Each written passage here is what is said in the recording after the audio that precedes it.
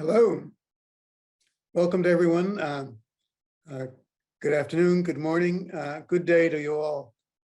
I'm Drew Christensen, and this is the Berkeley Center for Religion, Ethics, and World Affairs webinar on the legacy of George P. Shultz.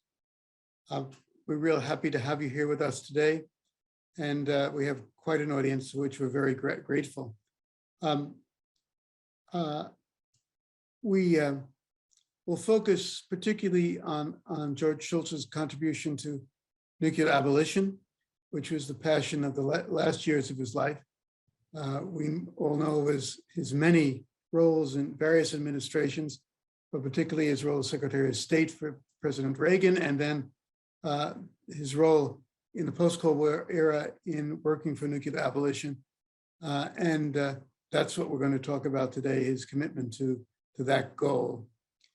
But sadly, we had hoped that his widow, Charlotte Shultz, would be here, but she had passed away and joined him over the weekend. And so we'd like to remember her.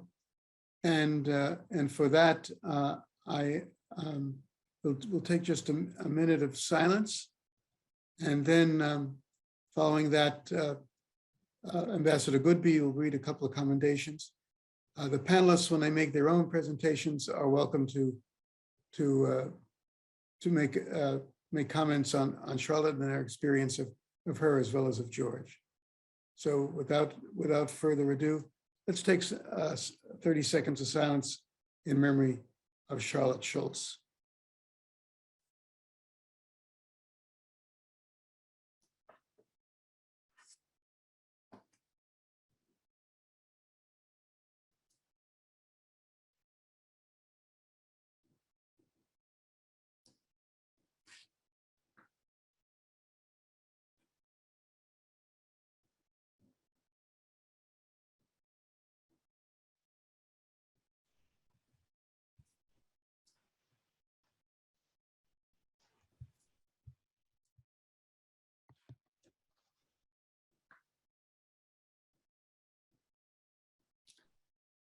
Jim, may I invite you to share with us those commendations and memories of Charlotte Shultz, please. Yes, thank you, Mr. Moderator. The first one I'll read partially at any rate is written by Condi Rice, the director of the Hoover Institution. And I'm going to read just a few passages from it, not the whole thing. It's a wonderful tribute to Charlotte. I'll begin with one of the lead paragraphs. She says, while Charlotte was indeed the other half of the dynamic Shultz duo, and George would certainly have said the better half, she was a part of the Hoover family in her own right, and her loss is a tremendous one for our community. Condi Rice then goes on to speak about Charlotte's public service, which was enormous, including the city of San Francisco, which she really did a tremendous amount of work with them. Perhaps Gloria Duffy will want to say more about that later on. I want to speak more about the other half of the dynamic Shultz duo, because that was a quite important part in terms of the work that George Shultz did in his later years, especially. George's first wife, Obie, died in 1995 after nearly 50 years of marriage and 5 children. I saw him several times after her death, and usually it was at the house of Sid and Harriet Drell, who was a giant in the field of arms control and nuclear arms control especially. And he usually invited George Shultz, because I had been in the State Department working with George. And so we had a lot of conversations, and it was pretty clear to me that George was really down in the dumps. I mean, he really was not himself. He went through the motions in effect and was interested in nuclear arms control, even excited about it, but to doing anything really that required a lot of careful thought. I don't think he, at that point, his heart just wasn't in it. Well, Charlotte came along, and that changed everything. Charlotte and George were married in 1997, and she brought to him a renewal of what I think of as the life spark. It was a feeling that he now had everything was possible after all, and that he wasn't getting so old that he couldn't do anything. And because of that, I think George Shultz lived to be 100 years old. It was partly because of genes, obviously, but I think also because she had that inspiration from Charlotte that kept him going and kept him making contributions really up to the end of his life. So I think it is right to give Charlotte a lot of credit for the contributions that George made. It really was a partnership. It wasn't just a case of George doing one thing and Charlotte another. They were doing different things, but they had a common attitude towards a lot of issues. And because Charlotte was such a life force, I think Condi is right to say that the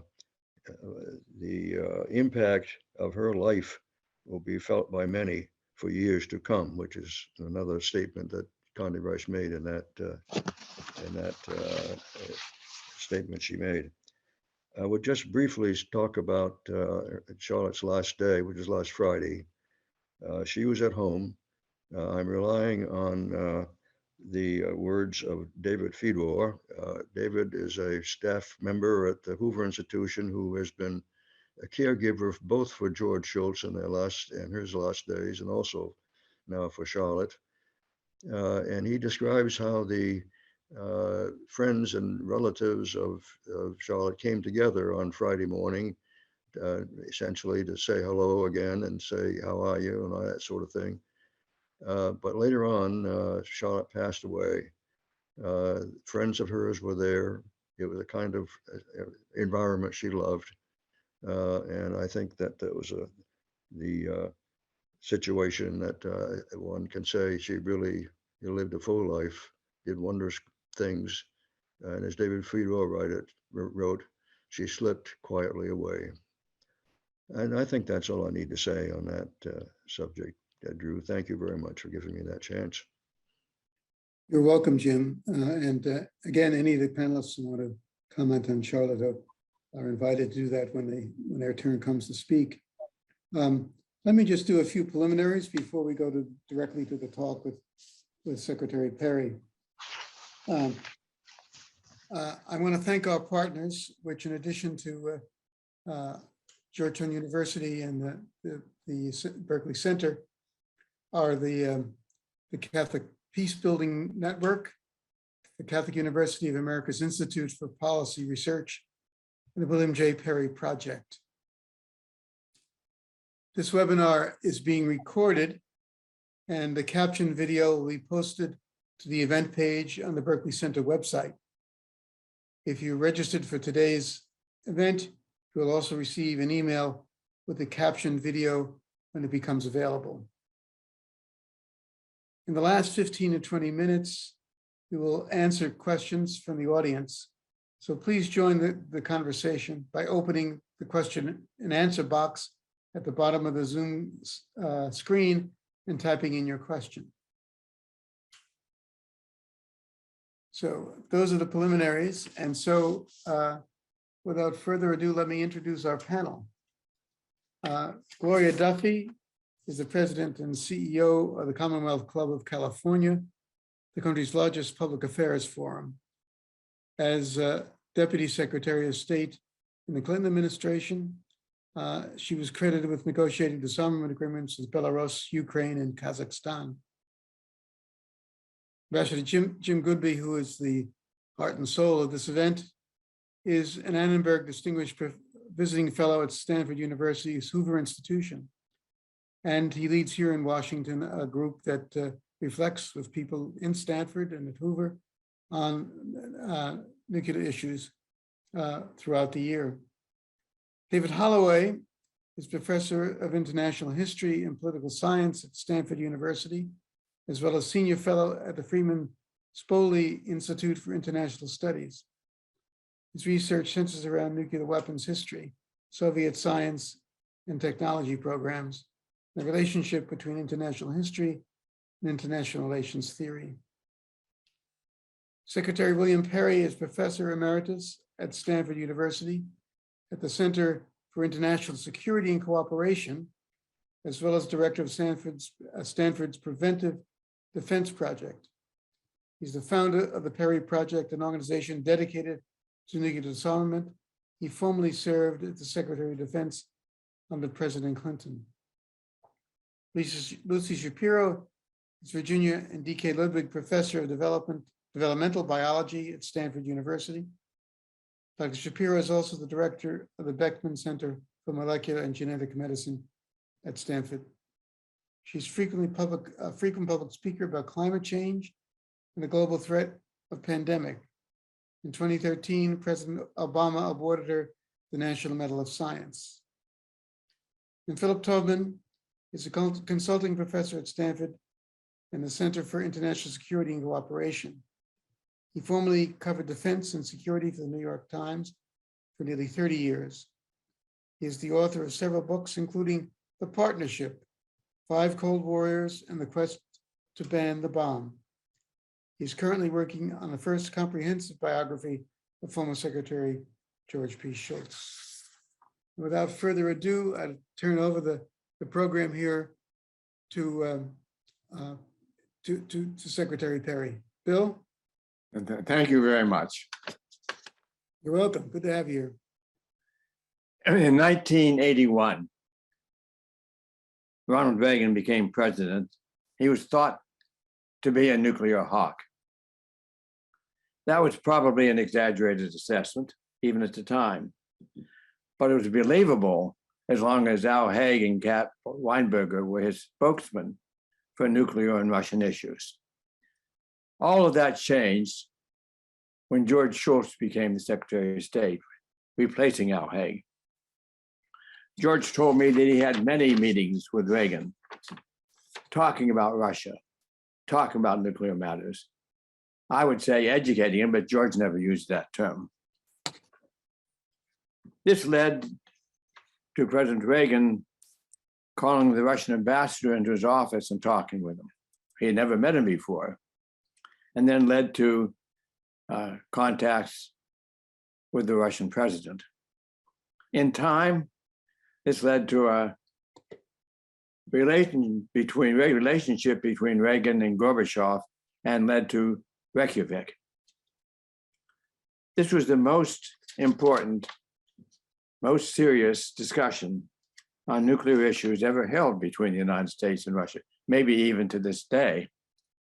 And it was a 2-on-2 meeting, and sometimes a 1-on-1, much to the distress of all the other staff members who were at those meetings. We all know that Reykjavik came close to an agreement to abolish nuclear weapons.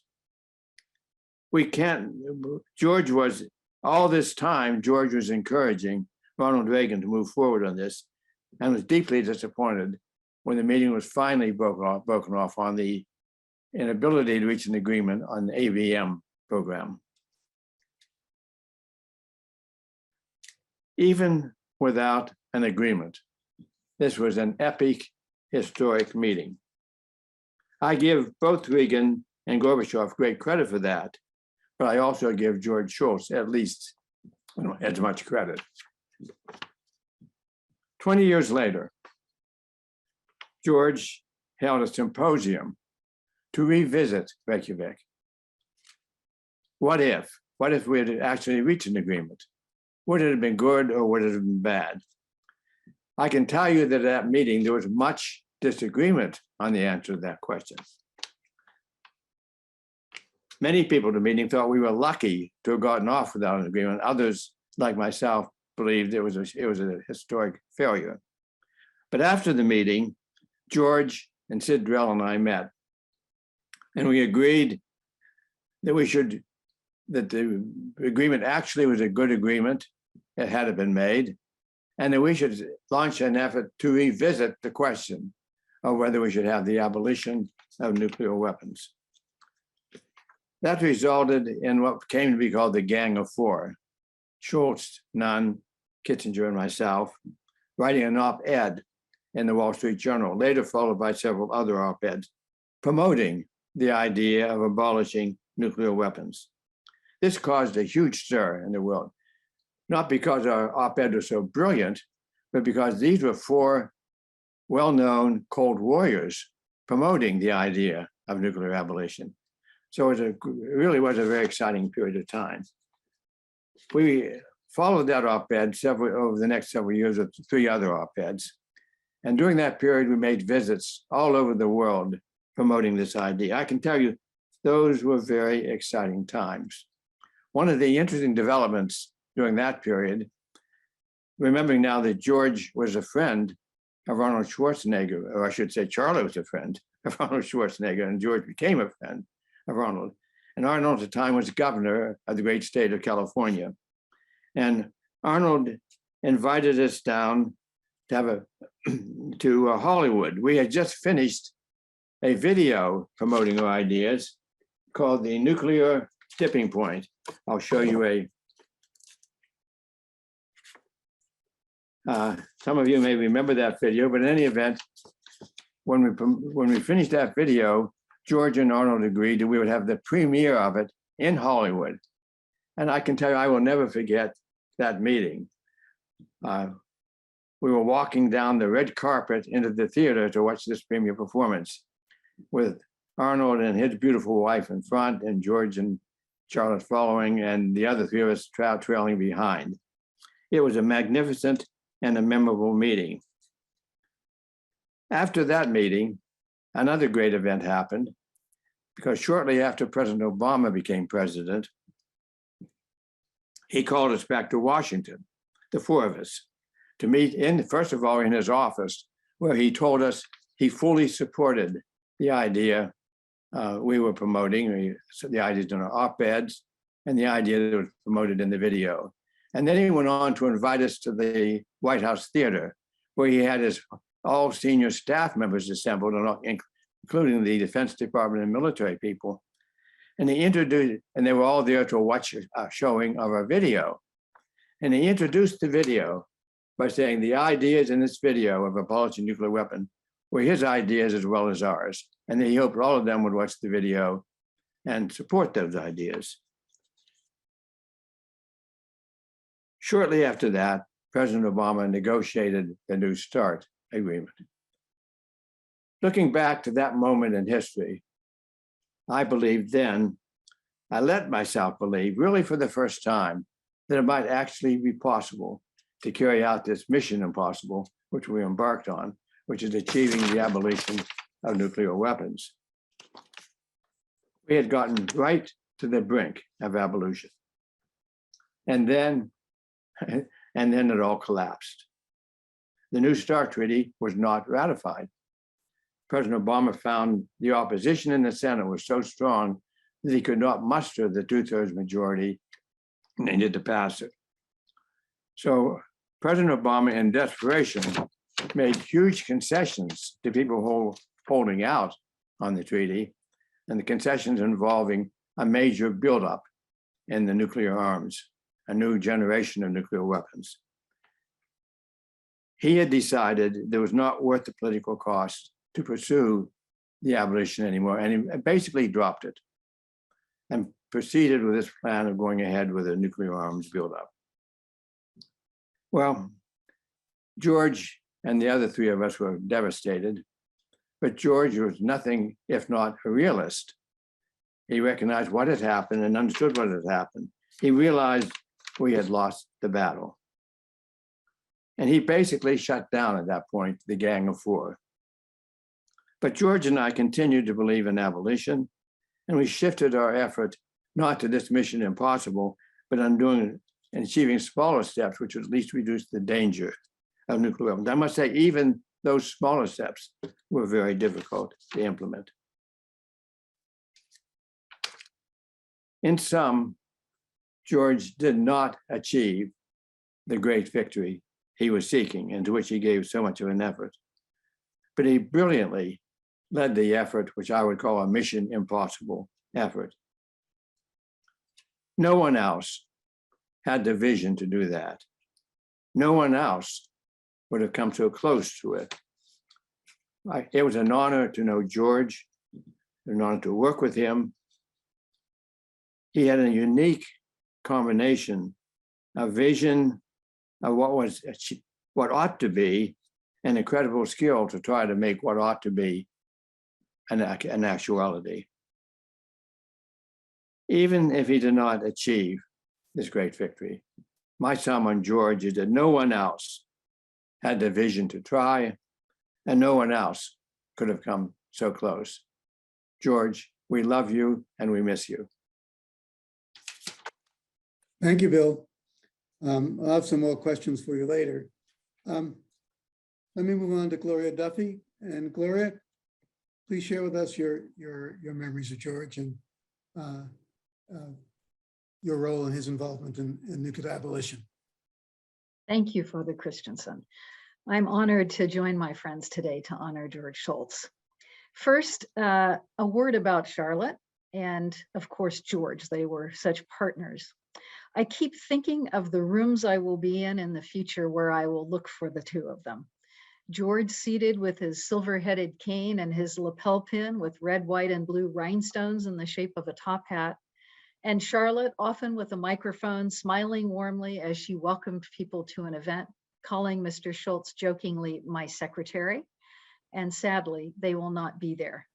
What a void that will leave. I want to share one remembrance of Charlotte and George, and that has to do with the photo behind me, the grand opening of the Commonwealth Club's newly built headquarters on San Francisco's Embarcadero in 2017. This is a project that would not have happened without Charlotte and without George. She and George were the honorary chairs of the campaign to build what we call our Home for Ideas. At the kickoff party at their home in San Francisco, Charlotte asked then Mayor Ed Lee to come up and join her in front of the guests, all leading citizens of San Francisco. She pointed at him and said, "You are going to support this project." Then when he said yes, she swept her hand around to the guests and said, "Everyone heard that, right?" Thanks to Charlotte's continued urging, our late Mayor Lee's support for the project was unwavering through all the years it took to get the project done. That was Charlotte, a will of steel, making good things happen with grace and style, together with George, partners, as Jim Goodby pointed out. I and my organization owe so much to her and to George, as do so many in San Francisco and across California. Turning to George's engagement with the public, my topic for today, both his role with his three co-authors, including Dr. Perry, in their succession of articles beginning in 2007, calling for the abolition of nuclear weapons. And I'll also talk a bit about his broader public addresses and discussions over many years, especially at the Commonwealth Club. In his book, The Partnership, Phil Taubman provides a comprehensive history of the events, motivations, and hopes that brought Mr. Shultz to his nuclear abolitionist views, so I won't go over that. But as a longtime member of the arms control community, I want to point out the profound impact that the stand Mr. Shultz, Dr. Perry, and the rest of the Gang of Four had on public awareness, on concerns about nuclear weapons, on support for the arms control process, and on the influence of the arms control community in the US. The special power and impact of these articles, public speeches, and other activities, and the film, of course, that Dr. Perry mentioned, was the knowledge and authoritativeness of all the authors, and therefore the influence they had on the public mind. Mr. Shultz's influence, of course, was through his history of multiple cabinet posts and his private sector leadership, and as a Republican, his appeal across the political spectrum. In the American political environment, previous advocates for nuclear abolition had been consigned to the political fringe. This was largely because they lacked a practical vision, They lacked plans and steps that could be taken towards this desirable but seemingly unreachable goal. George Shultz, Bill Perry, Sam Nunn, and Henry Kissinger changed all that. They brought the nuclear abolition idea into the mainstream, partly because of who they are, but also because they set out an agenda of practical steps that could be taken towards the goal. And they talked and they wrote about this publicly, frequently, and in detail.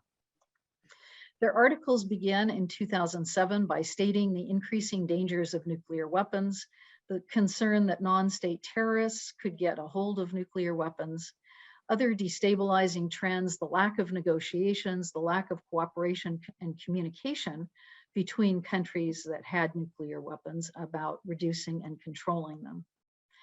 They set the vision and goal of abolition, and they laid out concrete steps to take towards the goal.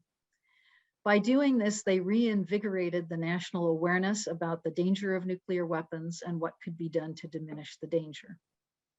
They mainstreamed the idea that the goal should be abolition of these terrible weapons. In so doing, they empowered the social and political constituency for nuclear arms control in the US in so many ways. The media again began covering the nuclear danger. Foundations funded more work by scholars and activists. They influenced presidential candidates, as Dr. Perry described, inspiring President Obama. Members of Congress focused more on this cause. Universities taught and students studied the nuclear danger and arms control. Their advocacy strengthened the nonprofit groups, from the Bulletin of the Atomic Scientists to the Arms Control Association, the Federation of American Scientists, all those groups to push further for nuclear arms control measures.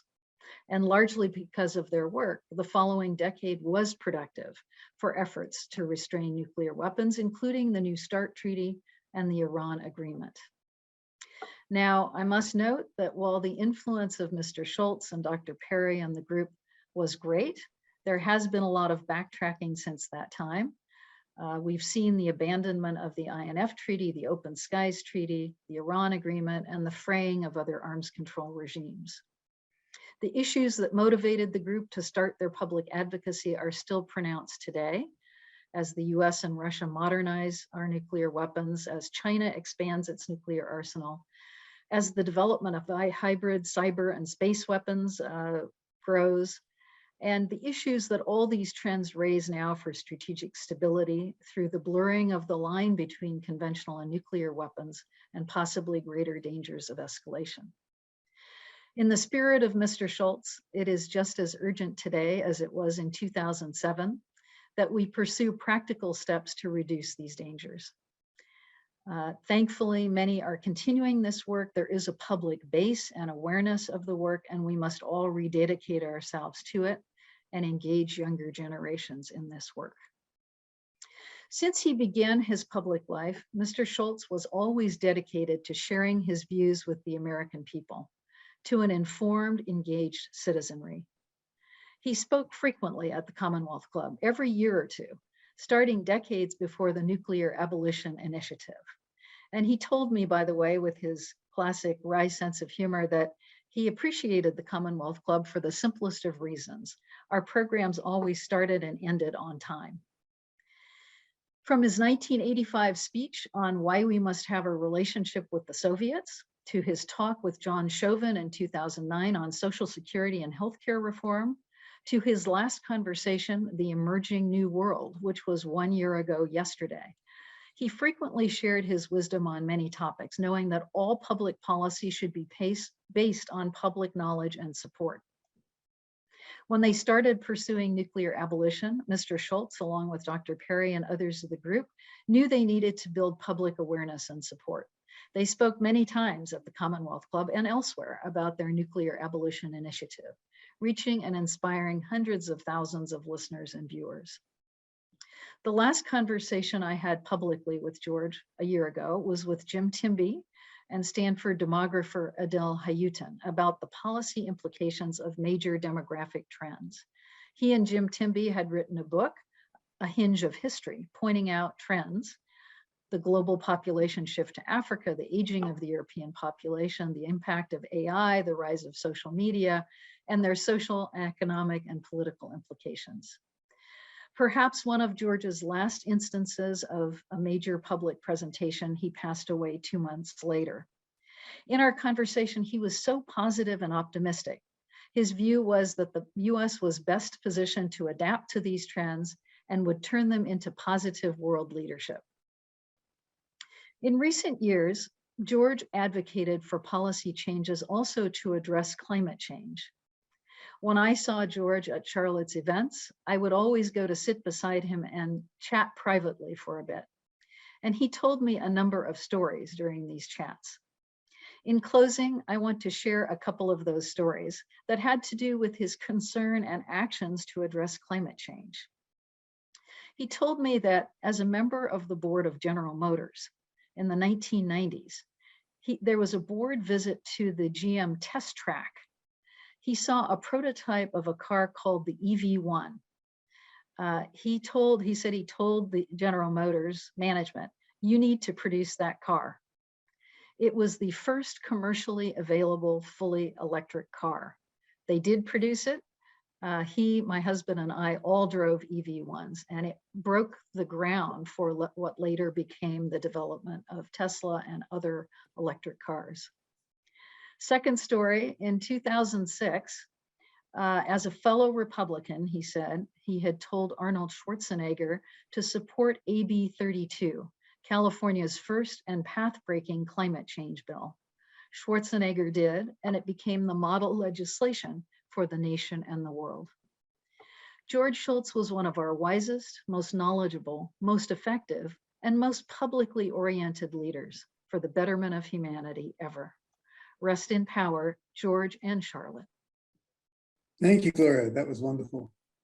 I think we move on now to Professor Holloway. David, I'm told that you talked with George about negotiations and how to develop policies. Can you tell us a bit about that? Thank you very much, Father Drew. Yes, it was an enormous privilege to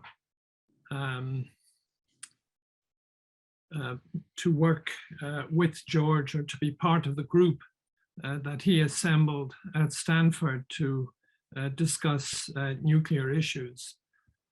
He came back to Stanford from the Reagan administration in 1989, and he was immediately an important presence on the campus, not only because of who he was, but because he was very active in encouraging international studies at the university, whether giving lectures in classes or inviting leading international figures, Mikhail Gorbachev, for example, to visit Stanford. His interests were broad, as Gloria Duffy has made clear, but the nuclear danger is the one to which he devoted, at least for a period, most attention. He shared President Reagan's anti-nuclear stance, an anti-nuclear stance which, as Bill Perry pointed out in his remarks, was not obvious to people at the beginning of the Reagan administration. And for George, the desire to rid the world of nuclear weapons was genuine. When the transcript of the Reykjavik meeting between Reagan and Gorbachev became available, it contained the following brief passage. In the fourth session, there was an exchange between Reagan and Gorbachev where they were disagreeing about what would happen to bombers and missiles under a new agreement. And President Reagan said, "It would be fine with me if we eliminated all nuclear weapons." And Gorbachev said, "We can do that, we can eliminate them." And then in the transcript, Shultz added, "Let's do it." Margaret Thatcher, the British Prime Minister, was very unhappy with the Reykjavik meeting and very unhappy with the idea of getting rid of nuclear weapons because she believed they were essential to British security and the security of Europe. And she came to Washington shortly after Reykjavik to talk to the president. But before doing that, she had a meeting with George Shultz. And she said, "George," and George told this story on various occasions. George, you're supposed to be the sensible one. Why did you let the president call foolishly for the abolition of nuclear weapons? And George's response was, but Margaret, I agree with him. In 2006, he and Stanford physicist Sidney Drell, with whom he became a close friend, organized a small conference to mark the 20th anniversary of the Reykjavik meeting. And the idea, as Bill Perry mentioned, was to rekindle the Reagan-Gorbachev vision of a world free of nuclear weapons. And the nuclear outlook was gloomy at the time. After the hopes of the late 1980s and early 1990s, there was cause for gloom. India and Pakistan had tested nuclear weapons in 1998, and just a few days before the conference at Stanford on the 20th anniversary of Reykjavik, North Korea had conducted its first nuclear test.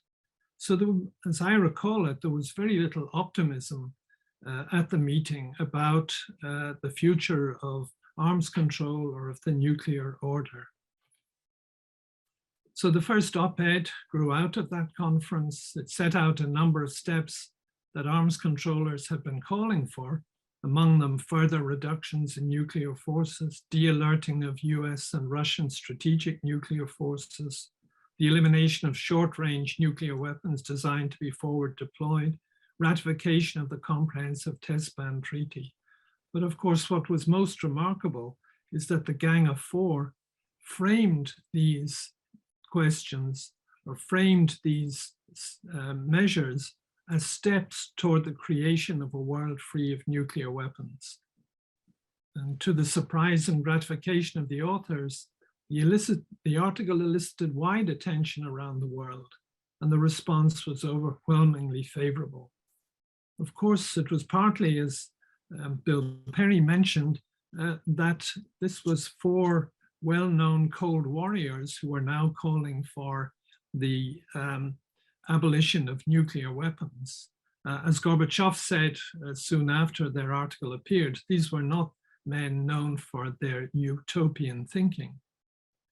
But it was also the case, I think, that the article tapped into a deep-seated anxiety about the way in which the nuclear world or nuclear order was developing. So a combination of the men and the moment produced a powerful response. And one of the very striking things to my mind was George Shultz's ability to reach out to people, to political leaders, to get their support for the appeal that he and his colleagues, the Gang of Four, had issued. So about 2/3 of the former American secretaries of state, secretaries of defense, and national security advisors did give their support to the appeal. And so too did Barack Obama and John McCain during the 2008 presidential campaign. And in his speech in Prague in April 2009, President Obama reiterated his commitment to the vision of a world free of nuclear weapons and laid out a list of practical measures that his administration would pursue to move in that direction. Well, Bill Perry has talked about the hope that existed at the time, the momentum that developed behind the call for a world free of nuclear weapons. And one of the interesting things that I think in maybe a dozen other countries, other Gangs of Four assembled to publish articles calling for the abolition of nuclear weapons. And again, it was senior political figures, policymakers who wrote and signed those articles. And alongside this high-level activity, there was a rather intensive program of seminars and conferences at Hoover to explore different aspects of the problem and the path to abolition, looking at deterrence and its problems, looking at ways of reducing nuclear weapons, looking at issues of stability with low numbers of nuclear weapons and then with no nuclear weapons, looking at problems of command and control and so on. And George recruited experienced diplomats like Jim Goodby to play a key role in this effort, so the discussions did not get too abstract. There was a vision and there were practical steps, and it was the interaction of the vision and the practice that really constituted, in a way, the core of the appeal. There were meetings with Chinese nuclear specialists, I remember, who were initially incredulous that there could be a proposal to abolish nuclear weapons. Retired Russian generals were brought into seminars at Hoover. And George Shultz had just fantastic convening power. He could reach out to anyone to come and take part in the meetings at Hoover. And as Bill Perry mentioned, the Gang of Four itself traveled about to meet leaders in other countries. So in almost any assembly, George Shultz was the most senior, the most distinguished person. He chaired the meetings. He had his own conference room at Hoover, which was structured in a way to encourage dialogue. He chaired the meetings, usually with somebody at his right hand who would take note of who is to speak and so on. But what was very striking to me is he never tried to dominate the discussion. He let everyone have their say. And in his presence, I think, people spoke to the point. He was a civilizing presence, even when he didn't speak. But he followed the discussions carefully and made remarks at the end, remarks that always illuminated what had been discussed. And they were remarks that were often embodied in or accompanied by a story about his own years in policy. And so one of the results of this activity is a series of books on articles on deterrence, on the prevention of war, on the war that must never be fought, which still have, I think, great value for understanding the predicament that we are in. One of the key elements in his thinking was that the elimination of nuclear weapons had to be a joint enterprise. It had to reach across political divisions inside the United States. He liked to think of the group of the Gang of Four not as bipartisan, but as non-partisan in its support and in its advocacy of a world free of nuclear weapons. I was particularly aware of the attention he paid to Russia, and he greatly regretted the lack of serious dialogue with Russians on nuclear and other issues. But one important principle he adopted in dealing with Russians, as indeed for everyone, was the principle of respect. And he illustrated this by a story he told about his own first visit to the Soviet Union in 1973, where he was dealing with the Soviet Minister of Trade, Nikolai Patolichev. And Patolichev took George to Leningrad, and the central point was to visit the cemetery in Leningrad of those who were killed in the siege of Leningrad during the Second World War. And George was very struck at how, when they walked through the cemetery where he laid a wreath, Patolichev and the translator had tears coming down their cheeks because of the sadness, the grieving that they still felt for the terrible suffering and the war. And so when they walked back and were about to leave the cemetery, George said to Patolichev, you know, I served in the war and some of my comrades were killed in the war. And then he walked out onto a kind of platform at the near the exit from the cemetery and gave a salute. And Patolichev said to him then, "Thank you, George, that shows respect." And he emphasized the importance of respect for those you were dealing with. This did not mean that you should never criticize what the Soviet Union, as it was then, was doing. But he thought that criticism would be much more effective if respect was paid where it was deserved, because then people would realize you were a serious person, committed to certain kinds of positions and judgments, and that would make it easier to deal with adversaries. George once mentioned to me a point that Bill Perry has made rather eloquently, and that is that he thought about 2009 that perhaps there could be a real breakthrough towards the abolition of nuclear weapons. But of course, that was not to be. It has not happened. US and Russia have programs to extend strategic nuclear weapons for decades to come. China appears to be engaged now in building up its nuclear forces. There's still the crisis over the Iranian nuclear program and North Korean nuclear weapons.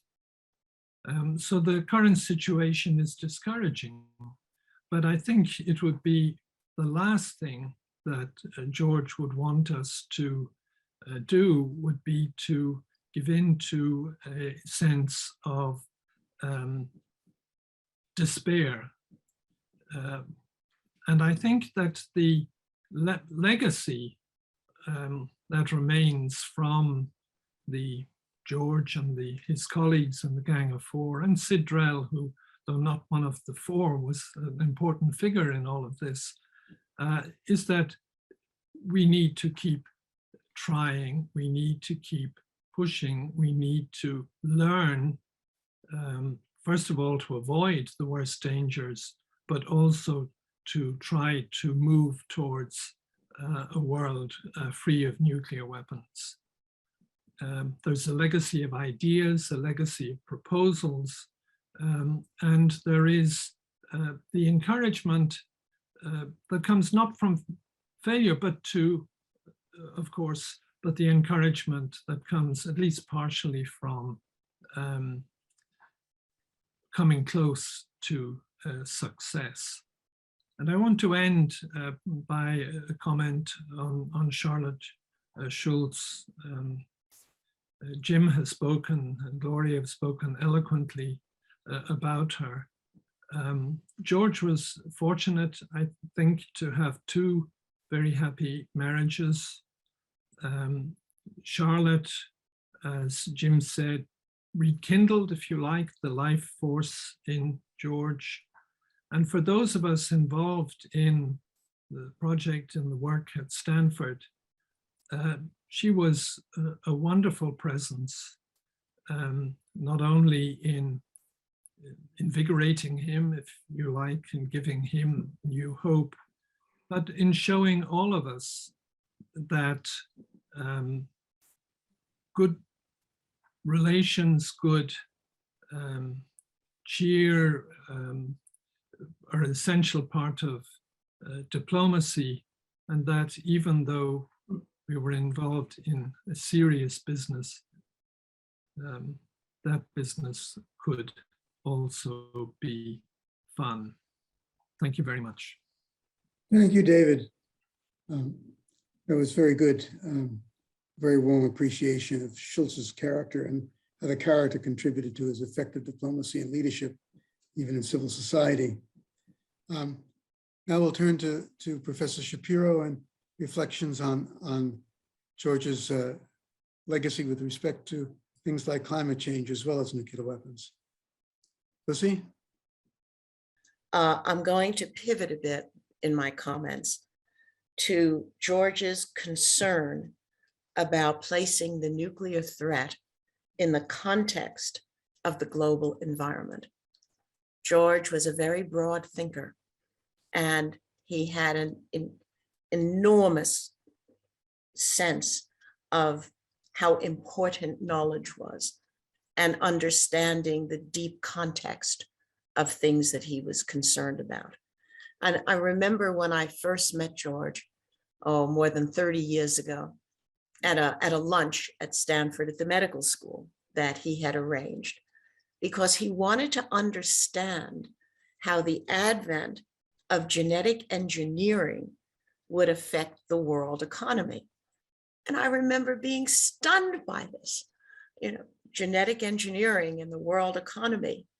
And it was only over the years that I began to appreciate George's mind and how everything came together in understanding a complex whole, and that you couldn't just focus on one bucket at a time. Now, over the years, I learned that this was not just curiosity, but a deep appreciation that the survival of mankind was dependent on the interconnectedness of global threats. And more importantly, he wanted to do something about it and unfailingly felt he could. But he believed that the first step was to understand the cataclysmic events that were threatening global survival. And then second, to grapple with the technologies that would help him mitigate these events. So what were these events that had George deeply worried almost continuously? Of course, at the top of the list is what we're discussing, which is the nuclear threat. But growing right under that and affecting it enormously was climate change. George understood that this was not a hypothetical that would happen sometime in the future, but in fact was like a runaway train happening in tens of years, not tens of thousands of years that had happened in past millennia. This time around, climate change was man-made, and it was having far-reaching effects on every corridor of existential threat that we were dealing with, including pandemics, which we now know an awful lot about and wish we knew less about, which is exacerbated by climate change and leads to economic instability, which we all know more about than we ever wanted to know about, including in the effects of climate change are now happening mass human migrations. And these are due to many things, including political upheavals, lack of water, shortage of food, loss of land mass, weather disasters. And here's the crux. All of this leads to political instability, which feeds back to an exacerbated nuclear threat. And George believed this strongly and felt that we really had to do something about it because everything was interconnected. He believed that innovative technologies must be harnessed to combat these threats, and we should combine these, and this was critical, with wise governance and diplomacy, something that is currently sorely lacking in the world today. We're doing a terrible job of dealing with these threats. One comment that we heard from George consistently is the world is broken and we have to fix it. When we discussed the role of climate change, George and I, and we would often do that, and its effect on the surge of infectious diseases, even before the pandemic occurred, he suggested that I write about it in a way that would be understood by all readers and include ways to deal with the problem, not just alert people to the problem, and communicate communicate in ways that everybody can understand. Well, with George, no matter what he asked of you, even if you said, you know, there isn't a chink of time in my life to do anything more than I'm doing, George would look at you and he would reiterate what he thought you should do. And your invariable response was, yes, sir. He had that effect on every one of us. He felt that the denial of the role of mankind in the rapid unraveling of the global climate and ecosystem was counterproductive. We had to face what we were doing and change how we were doing this. With this in mind, he started the Energy Task Force with Tom Stevenson at Hoover and incorporated technology innovation at every step. We partnered with Ernie Moniz at MIT in this endeavor. So it was a Hoover, Stanford, MIT task force, in which George brought in experts in many tangential fields. Nobody said no to George. When George called upon you to give time and energy and attend these meetings, you were there. He would get everybody together, close the doors of the Annenberg conference room, and let us go at it again and again. Not only at Stanford, but he piled us into planes and we flew to MIT, where we again went at it deeply, technologically, philosophically. With George's death, the task force has now been expanded to be called the George Shultz Memorial Energy and Climate Task Force. Mid-pandemic, he was instrumental in starting the National Security Task Force with Admiral Jim Ellis and General Jim Mattis to understand the global consequences of these existential threats and the threat of nuclear disaster. And again, the impetus is and was to first understand in detail the technological problems and then to do something about it. Finally, he wanted to ensure that the United States kept its leading edge in science and technology. Here again, as much as I hate to admit it, our country is on shaky ground. With our world standing in engineering, math, and the sciences being outcompeted on a global scale, the numbers are astonishing. He understood that this was a dangerous trajectory, and he fully supported government R&D investments to create game-changing technologies. In fact, the Energy Task Force was called the Game Changers. We are left without George's ongoing wisdom and vision, but not without his clear message. Do something, act, educate, innovate, communicate with friend and foe, and above all, use diplomacy. Again, my response to all of this, yes, sir, George, we're here and we will continue doing this. George and Charlotte, we miss you. You were an incomparable pair, and we are now charged with continuing your spirit and your vision. And I just want to close by thanking them for everything they've done for us through all the years. Thank you. Thank you, Lucy.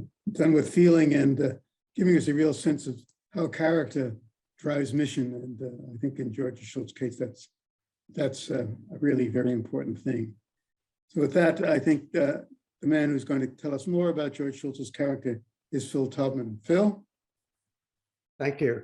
And thank you for including me in this gathering.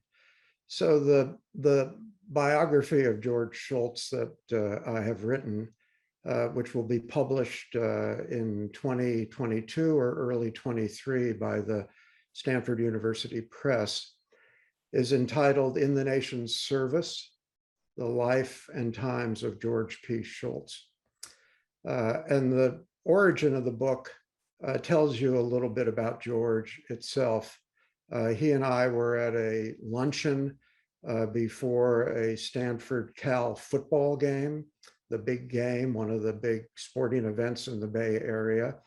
And George pulls me over to a corner. At the time I was working on my book, The Partnership, about the effort to eliminate nuclear weapons that we've heard a lot about this morning. He pulls me into a corner and he says, what's your next book project? And I said, George, I haven't even finished this book project. I have no idea. He said, how about writing my biography?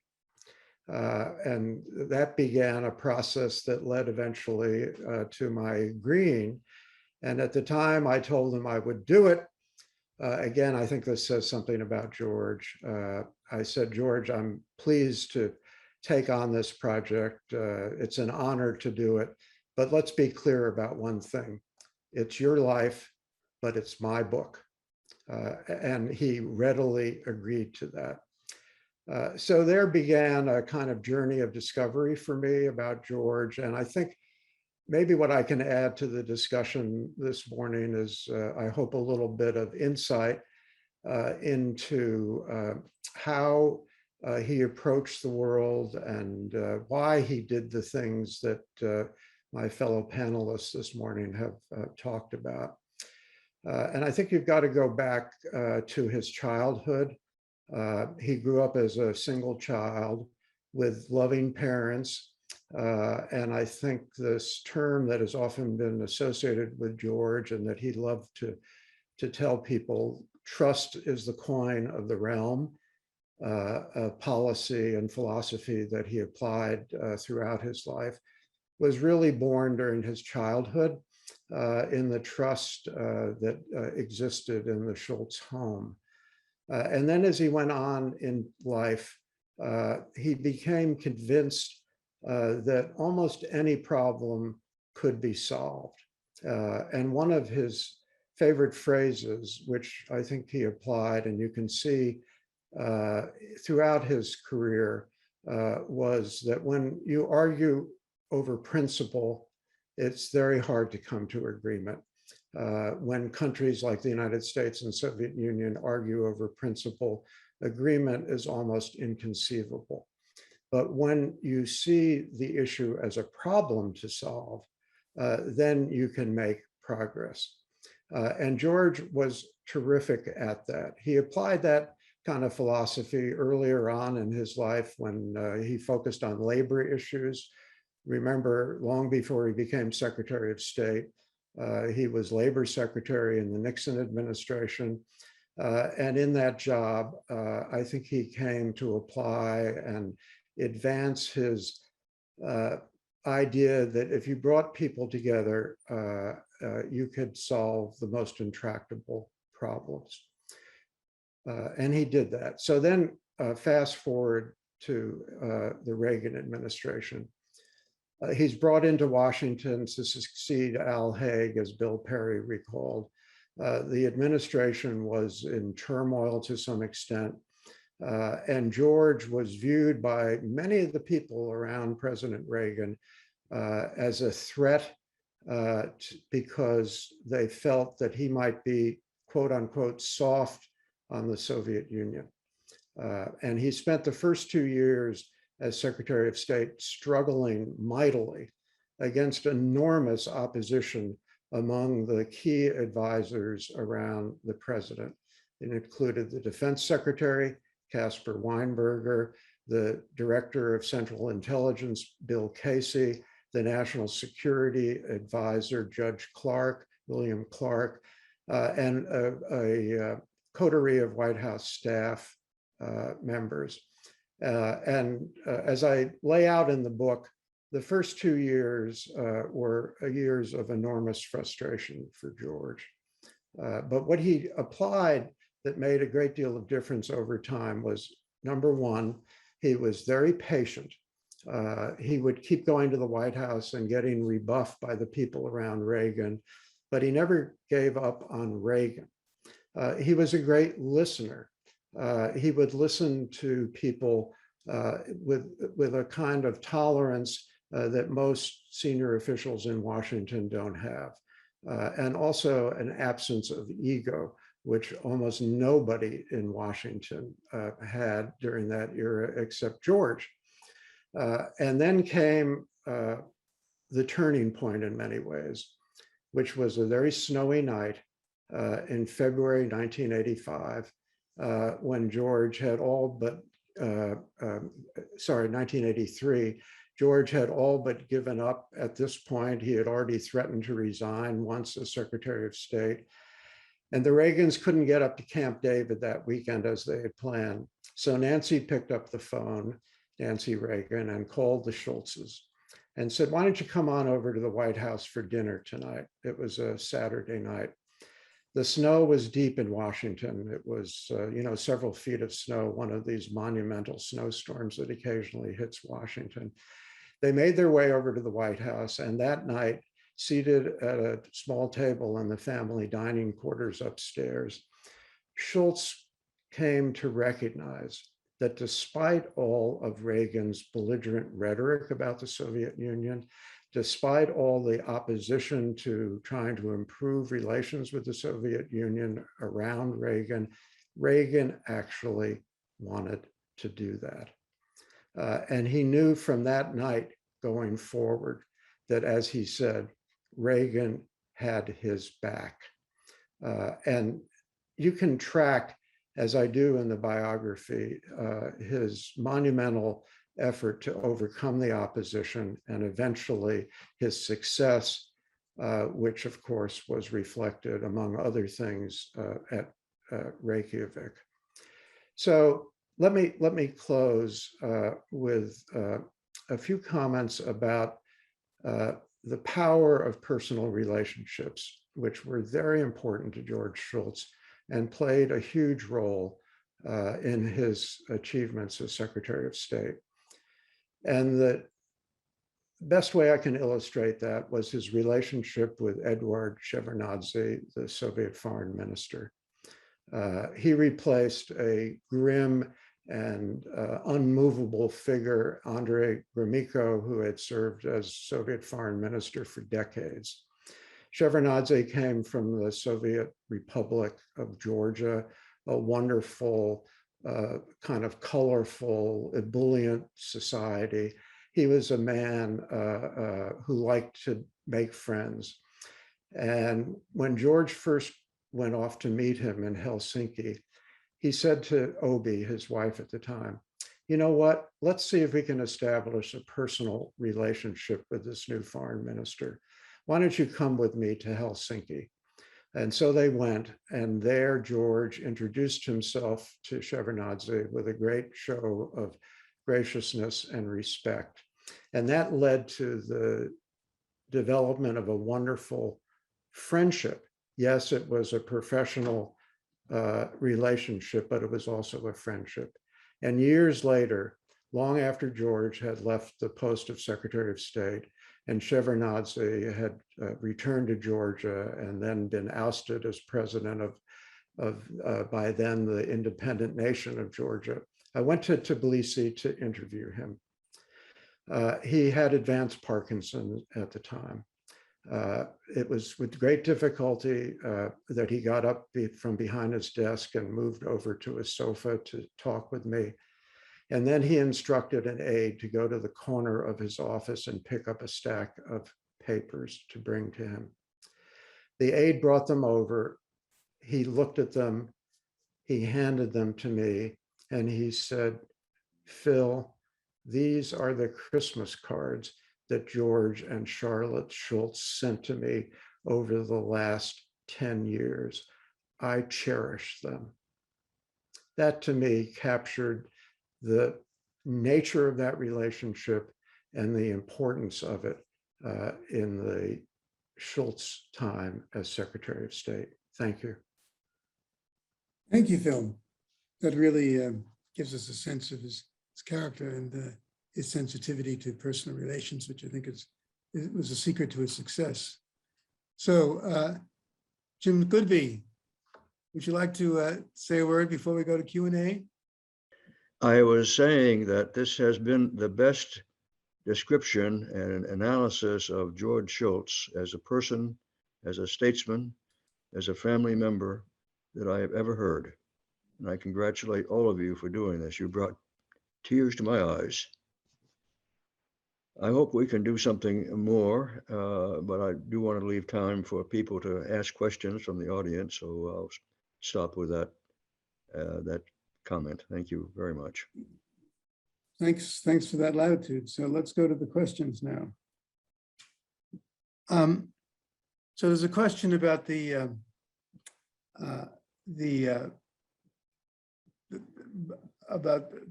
environment and whether Shultz, along with James Baker, were advocates of a pricing mechanism to reduce emissions. Lucy, can you help us on that? Okay. No, I can't directly speak to the interaction between the two of them. I can speak to the fact that this is something that George was very involved in trying to discuss, enact, and bring forward in the Energy Task Force, and is continuing to this day. So someone asked whether there is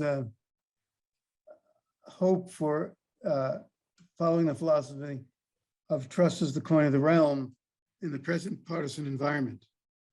I think the spirit of George Shultz is you behave in that way and you believe positively and trust as you can. And we have to take a positive vision of what can be done. We can't go about public policy assuming the worst or believing that the worst is going to happen. You be prudent, you trust but verify, of course, but you have a positive vision and you trust people until you're led to understand otherwise.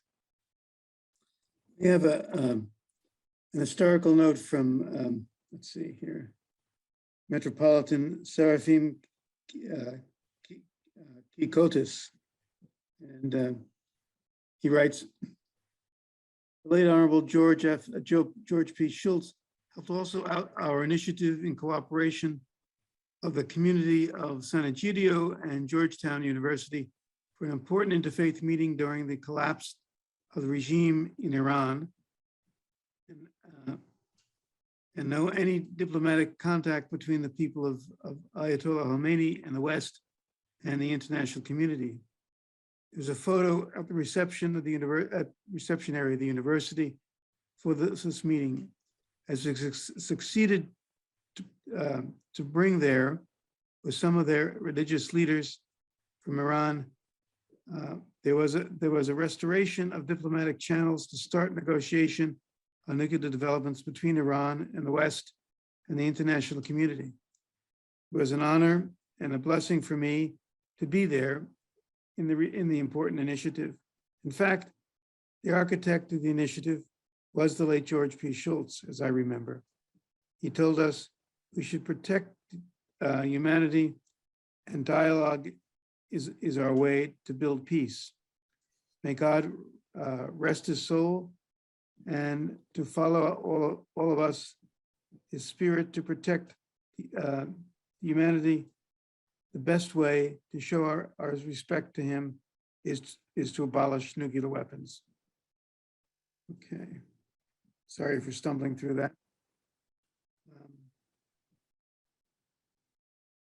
Here is a question. Did George have any religious faith? If so, how did it affect his outlook? Bill Perry, at the end of your March article with your colleagues Sam Nunn and Henry Kissinger, you quote a comment of Bishop Swing about George's religious faith. And I remember in an event that Jim Goodby set up for our Catholic initiative, that George started quoting the Sunday sermon of his pastor as if he committed it to memory. Maybe he had written it himself, I don't know.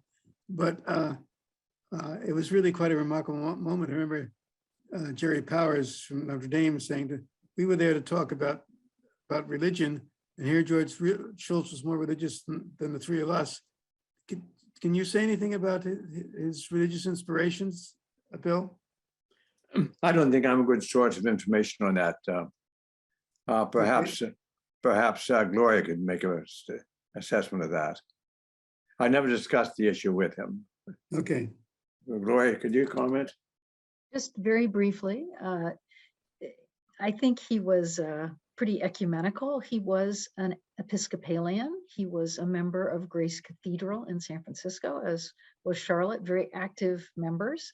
I know that he was strongly inspired by Bishop Swing. He was interested in Bishop Swing's United Religions initiative. So he was interested in the moral inspiration of religious teachings, but he was ecumenical, and as the Metropolitan indicated, he reached out and engaged with all religions. He was also very egalitarian in his life in terms of believing in equity and treating people very well, of all backgrounds, all genders, people who are LGBTQI. He and Charlotte had many friends in that community. So I would say, again, moral, ethical, mildly Episcopalian, and again, inspired by those within his church who believed in taking action to improve the human condition. Thanks, Gloria. That's a help. Peter Metz says surveys show that the public favors the elimination of nuclear weapons, and that a small minority favors partial measures. Why do we give up on abolition, he asked. Anyone? Phil, you want to try that one? Well, I don't think either George or any of the four of us gave up on abolition. We just gave, as I said, George is a realist. He realized he could not make it happen at that time. So he put it on the shelf. He didn't give it up, and instead pursued measures to reduce the dangers of nuclear weapons. But in my opinion, he never gave up the belief that we should abolish nuclear weapons. He still believed that up until the end. And I still believe that. Thank you, that's good. And we know that you haven't given up. You have the Perry Project. You've published 2 books in the last couple of years that outline your position. You're still waging the battle. We have a compliment from retired Ambassador Eleanor Constable. Many career diplomats view George Shultz as the best Secretary of State of the 20th century, bar none. So there's a compliment that I think joins the spirit of our discussion today. I would not limit that to the 20th century. Okay, go ahead, Bill. I said, just to take away the phrase the 20th century, and I would agree with it. Good, good. He was the best Secretary of State I think the nation has ever had, including Thomas Jefferson. I think that's about it from the questions we have here. Does anyone have closing comments they want to make? I would like to add one further particular statement about George. Sure, Very please, short go ahead. and to the point. He was a man for all seasons, and we shall never, ever see his like again. It's been said of very few men, so it's high, high praise. Thank you, Bill. Jim Goodby, would you like to close us out? Yes. Am I being heard now? Yes. Good. Okay. I think George's legacy is still with us and will be with us for a very, very long time. And it's really up to us. We know what the legacy is. We've heard it today in great detail. It's up to us to continue with that legacy. And I think that what we need to do is never give up, continue arguing for a world without nuclear weapons, The logic of what the Gang of Four, let's call it that, was arguing for was in order to get to where you want to go in the long run, you have to have an objective, but you also have to get there step by step. And these steps may not be identified in advance. So you have to keep in mind that there is the objective of eliminating nuclear weapons. You have to get there step by step and never give up, keep pushing. And I hope that that is the message that all of you have left with the public today. Thank you very much for doing this. Thank you, Jim. I want to thank everyone for participating. Thank you all very much. And happy holidays to you all.